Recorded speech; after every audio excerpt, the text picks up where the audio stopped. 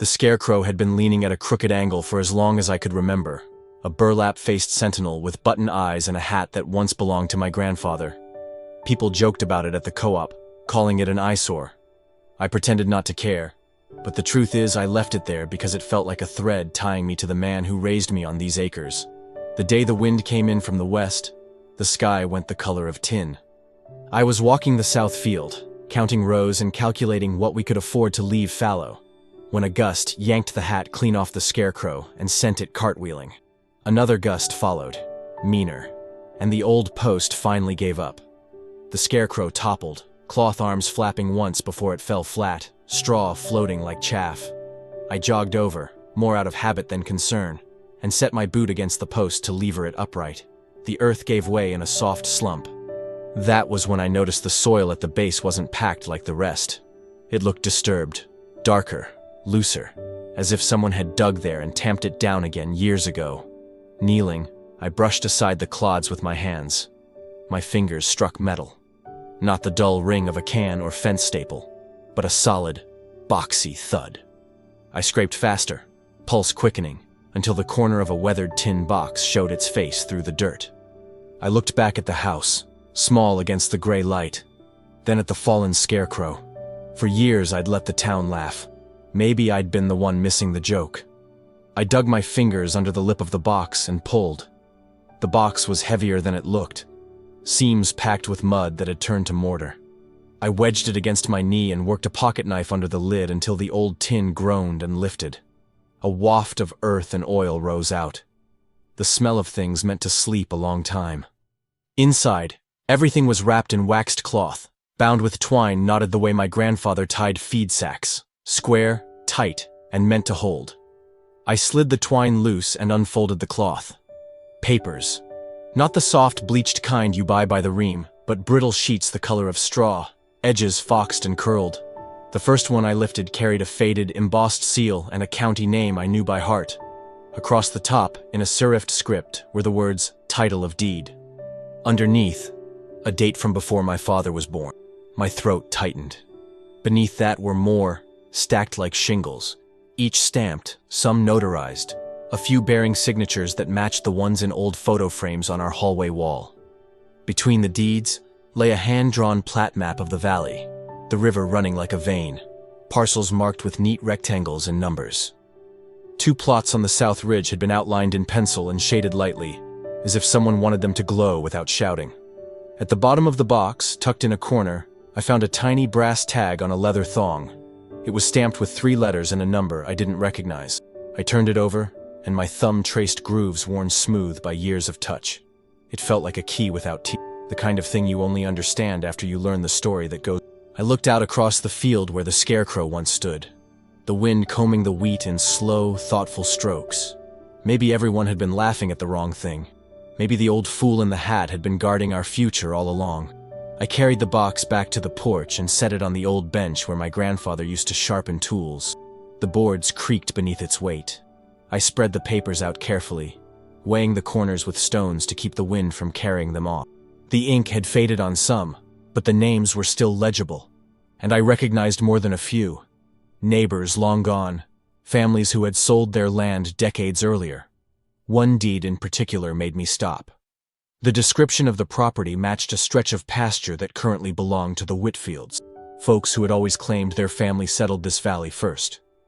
Yet here was my grandfather's signature at the bottom, dated years before the Whitfields ever built their house. I blinked, reading it twice, my pulse quickening. This wasn't just a curiosity, it was a challenge to the very history of the valley. I reached for the small brass tag again, turning it in my fingers. The letters stamped into it looked like initials, not his, but maybe of someone connected to the deeds. The number could have been a reference, a code, or even a lock. I slipped it into my pocket, determined not to lose it. As the sun sank lower, I gathered the documents and tucked them into a canvas sack. The scarecrow lay in the field behind me, hatless and broken. But somehow it no longer looked foolish. It looked deliberate, as if my grandfather had chosen that very spot for a reason. I sat on the porch steps, staring at the horizon painted in orange and gold. The farm had always been a burden. Taxes high, harvests uncertain, bills stacked taller than hay bales. But now I felt something I hadn't in years. Possibility. That night I barely slept. The documents sat on the table beside me, their yellowed edges catching the lantern light like old teeth. I kept reaching out, touching them, as if they might vanish if I looked away too long. My grandfather had been a quiet man, a man of few words. But suddenly I felt as though he'd been speaking to me all along, just in ways I hadn't known to hear. By morning, I knew I needed answers. I carried the deeds to town, wrapped tight in the canvas sack, and walked into the county clerk's office. The smell of ink and dust greeted me as I laid the papers on the counter. The clerk, a gray-haired man with spectacles, adjusted them on his nose and began leafing through the stack. At first, his expression was routine, the bored look of someone who had spent too many years with too many papers. Then, slowly, his brows knit together. He looked up at me, then back at the documents. "Where did you get these?" he asked quietly. I hesitated. "They were buried on my land." He tapped a finger against one of the seals. "These are authentic, and if they're valid, they mean your family owns more property than anyone realizes." He leaned closer. "This could change the records of half the valley." The words rattled inside me. More property, more responsibility. It wasn't just about land. It was about legacy. My grandfather hadn't hidden these deeds to keep them from us. He'd hidden them to protect them until the right time. I walked out of the clerk's office with the weight of the valley in my hands, and in my pocket, the brass tag pressed against my leg like a reminder. There was still more to discover. I drove back to the farm with the papers beside me on the seat, my hands gripping the wheel tighter than usual. The valley looked different now. Every hill and fence line seemed charged with meaning, as though the land itself knew what I carried. When I pulled into the driveway, I sat there for a moment, staring at the fields. All my life, I had seen them as work, endless rows of sweat and debt. Now I saw them as inheritance, not just mine, but my grandfather's gift to protect. Back in the house, I spread the deeds across the kitchen table. I studied the map again, the penciled markings, the shaded plots. That brass tag burned a hole in my pocket, begging for attention. I laid it down on the map, aligning its stamped letters with the nearest property description. My heart skipped. The initials matched one of the names written on the deed. It wasn't random. It was a clue. I traced the number etched into the tag with my finger. Could it be a page in one of my grandfather's ledgers? A code for a box? A lock combination? The possibilities tangled in my mind. He had left me more than property. He had left me a puzzle. The wind rattled the windows, and my eyes drifted toward the empty field where the scarecrow once stood. For years it had been mocked, dismissed as nothing but a sagging bundle of straw. And yet, beneath it, my grandfather had buried the most important piece of our family's future. I tucked the deeds back into the box and tightened the twine. Tomorrow I would start searching through every shed, trunk, and ledger until I found what the tag unlocked. Tonight, I sat at the kitchen table in the glow of a single lamp, feeling both smaller and larger than I'd ever felt before. The next morning I woke before sunrise, the sky still bruised with night. The brass tag lay on the nightstand, catching the dim light as though it had been waiting for me. I pocketed it and headed for the barn, lantern in one hand, determination in the other. Inside, the barn smelled of hay and old wood.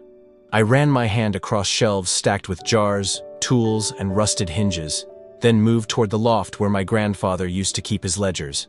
A row of dusty books sat on a beam, their spines faded and cracked.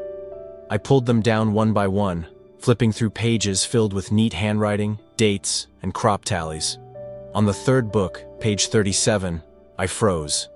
Written in the margin, circled twice, were the same 3 letters stamped on the brass tag.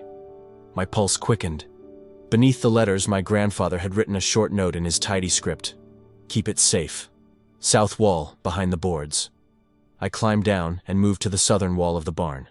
Running my hand along the planks, I found one that gave slightly under pressure. With effort, I pried it loose, revealing a narrow cavity. Inside was a metal lockbox, its surface worn smooth with time. The tag slid into a slot on the front like it belonged there. A soft click echoed in the barn, and the lid loosened. My breath caught as I lifted it. Inside were rolled documents tied with ribbon, a handful of photographs, and a smaller envelope marked with my name. I reached for the envelope first, my hands trembling. The paper was thin, fragile, but the handwriting was strong. My grandfather's voice speaking across the years. I broke the seal carefully, afraid the paper might crumble in my hands. The letter inside was short, but every word felt deliberate, as though my grandfather had written it with me in mind for this very moment. "If you are reading this," it began, "then the land is still ours, though the world may try to take it. What I leave you here are the deeds and proof of ownership the valley won't admit. Keep them hidden if you must, but never forget. This farm belongs to our bloodline, and it will protect you as long as you protect it." My throat tightened.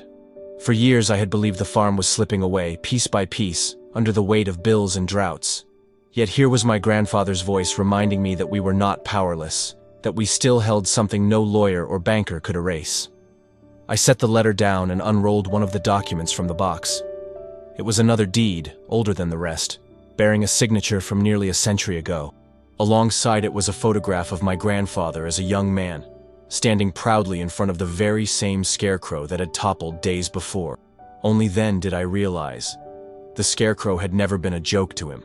It had been a marker, a guardian of the secret beneath its post. The barn felt different around me, alive with echoes. I could almost hear my grandfather's voice, gruff and steady, urging me to stand tall, to hold fast. The papers, the photographs, the brass tag, they weren't just relics. They were instructions. I gathered the documents back into the box, heart pounding with purpose. The farm wasn't just surviving. It was waiting. And now, it was my turn to carry the weight. The following days were a blur of discovery. Each evening after chores were done, I returned to the barn and spread the documents across the workbench. I cataloged them one by one, tracing the ink, the seals, the faded signatures that tied our name to parcels of land all across the valley. Some were properties we still tilled. Others had long since passed into different hands. But on paper, in black and white, they remained ours. At night I lay awake, staring at the ceiling, wondering why my grandfather had chosen secrecy over open declaration. Maybe he didn't trust the courts. Maybe he knew that sometimes the law bends toward the loudest voice, not the truest. Whatever the reason, he had believed the safest place for our inheritance was under a scarecrow everyone mocked, where no one would think to look. One afternoon I took the deeds back to the county clerk. This time I showed him only a handful. He examined them with that same mix of suspicion and awe. "If these hold up," he said slowly, "you'll have claim to more land than anyone in 3 counties." His words were meant as fact, but they carried weight, a warning as much as a promise. On the drive back, I couldn't stop thinking about the responsibility pressing against me. This wasn't just about saving the farm. It was about preserving a legacy that others might fight to take. When I parked the truck, I walked out to the south field.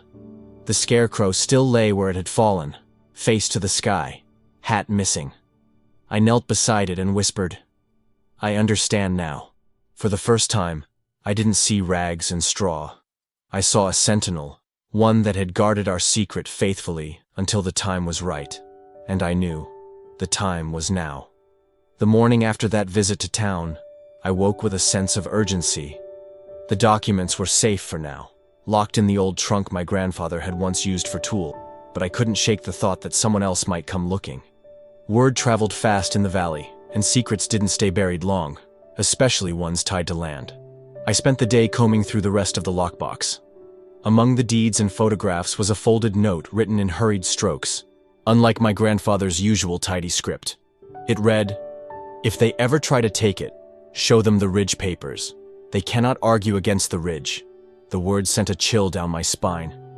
I searched the pile until I found a bundle marked with that same word, Ridge.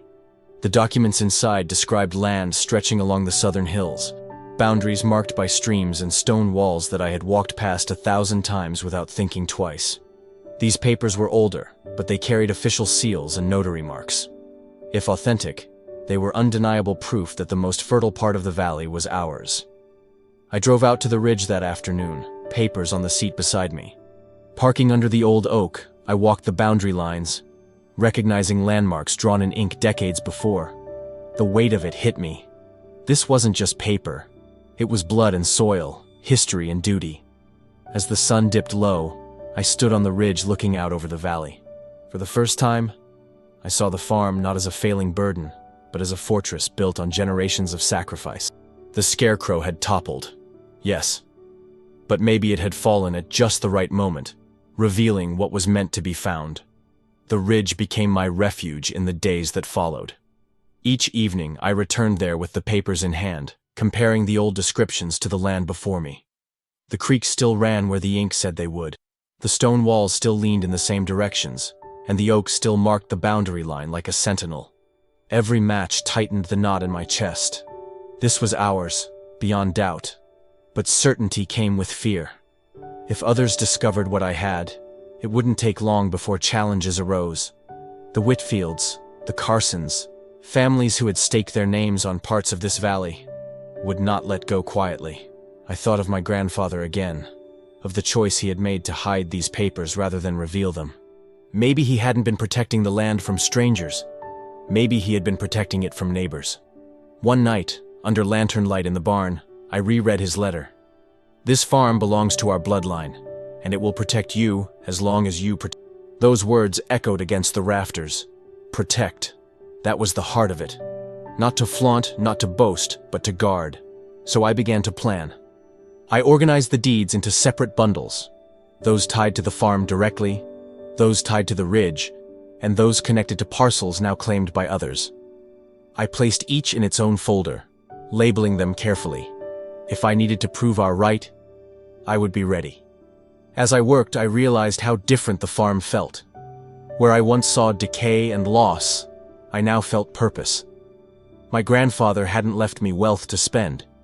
He had left me a map to follow, a puzzle to solve, and a duty to carry. And for the first time, I was ready to shoulder it. The next week brought a storm that rattled the valley.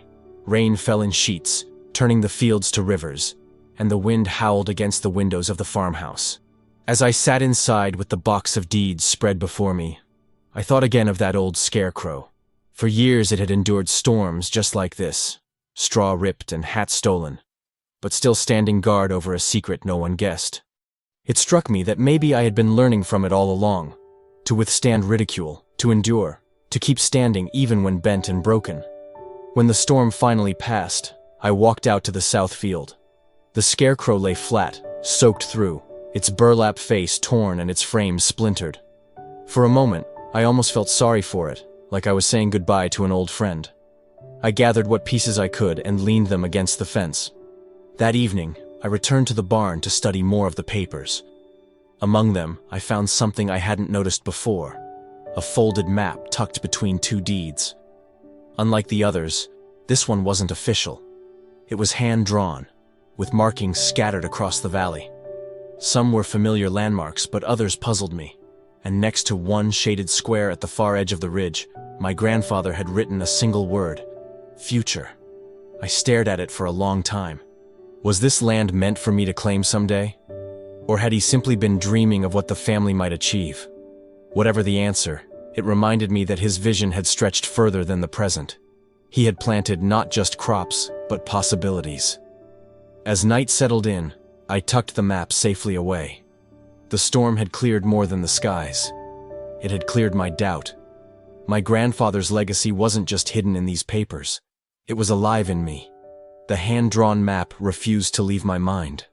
I carried it with me everywhere, folded in my pocket during chores, laid flat beside my plate at meals, studied under lantern light when the farm fell silent. That single word, future, stared back at me like a riddle. One afternoon, I saddled the old bay mare and rode toward the shaded square my grandfather had marked. The path wound through fields and climbed steadily until I reached the edge. There, overlooking the valley, was a patch of land half wild, half forgotten. Brambles twisted along the fence line, and an old foundation crumbled beneath weeds. I dismounted and walked slowly across the ground, the map trembling in my hands. Every step seemed to echo with something deeper than memory, as if my grandfather's footsteps lingered here still. At the center of the overgrowth, I found a stone marker, weathered and leaning, carved with initials I recognized from one of the oldest deeds. I knelt and placed my palm against the stone. The air was still, the kind of silence that carries weight. Suddenly, it clicked. Future wasn't just a dream. It was instruction. My grandfather had left this patch for me to decide its purpose, to build something new upon it. It wasn't about wealth or power or even land. It was about carrying forward what he had guarded. I stood on that ridge until the sun began to fall, casting the valley in gold. From here, I could see the fields stretching wide, the barn, the house, even the broken scarecrow by the fence. It all looked different now, like pieces of a story I was finally beginning to understand. As I rode back, I realized something important. The scarecrow hadn't just hidden the past. It had pointed me toward the future. The morning I decided to finish what my grandfather had started, the valley was wrapped in a gentle fog. I carried the deeds, the maps, and the brass tag to the kitchen table, and spread them out one last time. Every page told the same story. Not just ownership, but resilience. Our family had endured drought, debt, and ridicule. Yet here was proof that we had always belonged to this land. I thought back to the lawyer who once told me I had nothing, to the neighbors who mocked the ragged scarecrow in my south field. They hadn't known the truth. They had laughed at what they couldn't see. A guardian planted deep in the soil, standing watch until the day I was ready. That afternoon, I returned to the field where the scarecrow had fallen. I built a new post, stronger than the last, and fixed the old burlap head back onto it. Not as a joke, not as a relic, but as a tribute. The scarecrow would stand again, not to hide the past, but to remind me of it. Then I walked to the ridge. The patch of land my grandfather had marked as future stretched before me, waiting. I placed the stone marker upright again, brushed away the weeds, and stood there with the papers clutched to my chest. I didn't yet know what I would build here. A barn, a home, maybe even a gathering place for family yet to come. But I knew this. The land was ours, and it would remain so. As the sun dipped low, painting the valley in fire, I whispered, "Thank you, Grandpa. I'll protect it." And with that, I finally understood. The inheritance wasn't in gold or deeds alone. It was in the courage to see value where others saw nothing, even in a scarecrow.